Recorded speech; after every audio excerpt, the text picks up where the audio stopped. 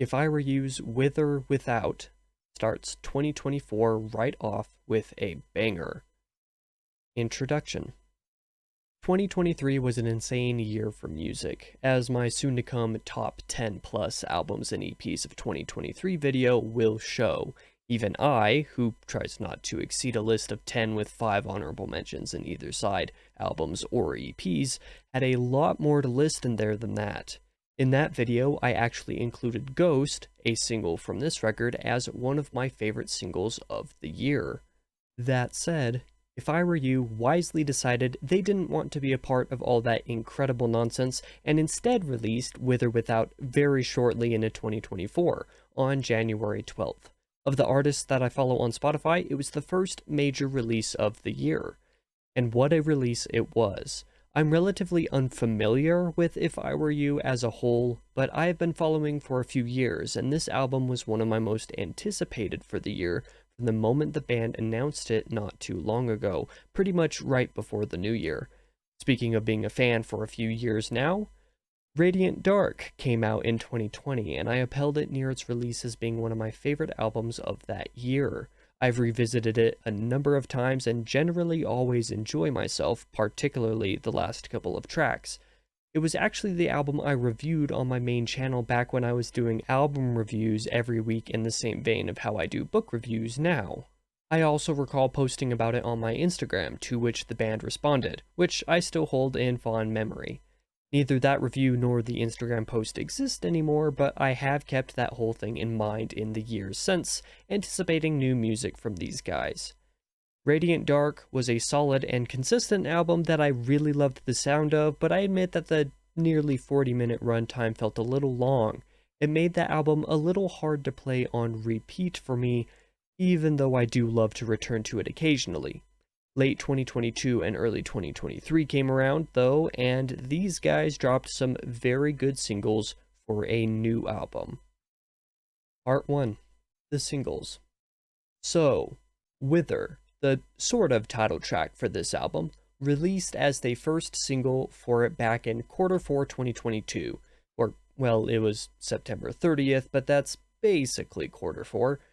I remember the first time I listened to it quite well. It was dark, early morning, getting ready for work, and immediately the song struck me as the perfect balance of familiar and fresh.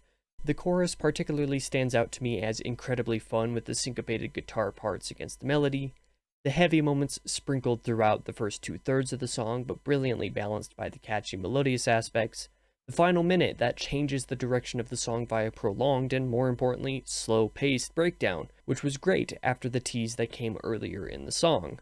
All of it was great. Needless to say, I was pretty hooked on the track, and it became somewhat of a repeat song with some others given a spare 10 to 15 minutes here and there.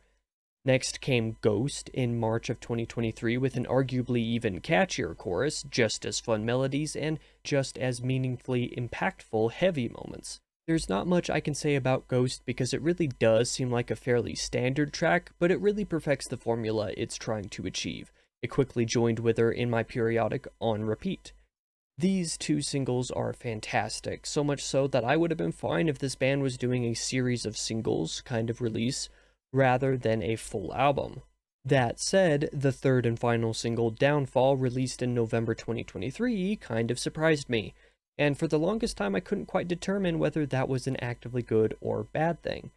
At first, I was fairly reserved about it, finding the almost excessively heaviness a pleasant surprise, but not my general go-to for If I Were You. Additionally, the chorus kind of confused me a little bit.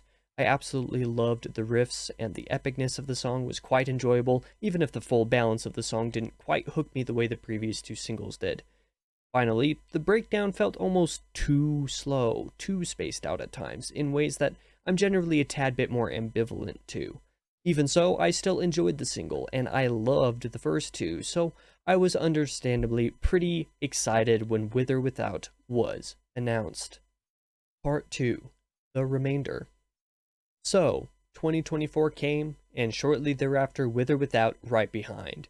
At a quite brief 28-minute split between only 8 songs, this record is very nearly short enough to be considered an EP. Frankly, it's all the better for it in my opinion. This brevity allows If I Were You to get in throw all their great ideas at the wall, and get out before any of it gets repetitive. It's fantastic. In fact, with or without fixes right about the only real criticisms I ever had about Radiant Dark.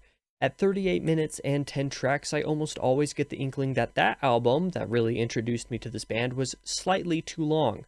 Not by much, but just enough to allow a couple of the songwriting tricks to repeat once too many times and make it hard to repeat the album over and over again, even if there are a couple of absolutely incredible songs on there.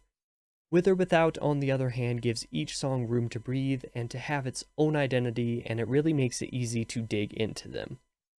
Downfall is absolutely an opener of a song if I've ever heard one, and I've come to really love this song as the hard-headed and heavy smash that the first song of a metalcore album should always be. Wither continues to be its fun and catchy syncopated self. Ghost continues to be equally fun and addictive, and also opens itself up to the rest of the album. Following this back-to-back-to-back showing of the singles all in a row, we move into the remainder of the album with all of the new songs. Fallen goes ahead and introduces many of the sonic elements that will be expanded upon or picked through in later tracks, synth melodies during verses that completely shift the tone for the album, a driving pace that pushes it forward into this sort of act 2 of the record, and as always great vocal performances and decisions that perfectly and cohesively keep the track together, give one an idea of just how consistent this album will be. Misery is the easiest song here to headbang to, with a surely very intentional and deliberate pacing, a great way to offset the way that this song and the next turn the tone of the album a little bit darker and moodier. As for this tone, Misery also uses ambiance and introspective lyrics to great effect, making for a standout verse-to-chorus structure that is later punctuated by an impactful breakdown, albeit potentially the simplest breakdown on the album. As I mentioned, Coward joins its predecessor as potentially the darkest in sonic tone and style, and though I initially didn't find it to be the most memorable song on the record, I've come around to it big time. If nothing else, Coward feels like the heaviest song on With or Without, even though I think that honor might actually go to Downfall. Composed of a much slower BPM for the first half disguised by triplet patterns, Coward is broadly the most uniquely structured song here. But Cursed is probably my favorite song on the record, I think. Borderline introspective lyrics in a somewhat similar vein as Misery are the immediate standout in terms of the general writing, not just for this track, but for this record as a whole, and furthermore, even the songwriting might be the strongest here than in any other track. Between easily the catchiest riff on the album, the background melodies and synth tracks sprinkled throughout the entirety of the song, the softer style vocals through the verses, and the juxtaposition of unclean vocals and broadly softer instrumentation included in that, which I love, and probably the least played out song structure on the record, albeit not quite so distinctly unique as Cowards. Everything about the song just works for me. I'm not certain if I like this or Wither more, but both are definitely up there as my favorites. Aside from Coward, Drift may be the most immediately unique song on the album because of its very different stylistic decision-making where the chorus and melodies are concerned. This was also one I was less sure on in my first listens, but I'm warming up to it. I'm not 100% sure I would have picked this to be the closer to the album as such, but I can't say I don't understand it either. I admit I almost wish there was a ninth final track along the lines of Downfall to make for a more epic conclusion, but I am, however, not unhappy with what we got here anyway. Conclusion. With or Without is an incredibly fun and enjoyable, albeit familiar, metalcore record to start 2024 with an absolute bang.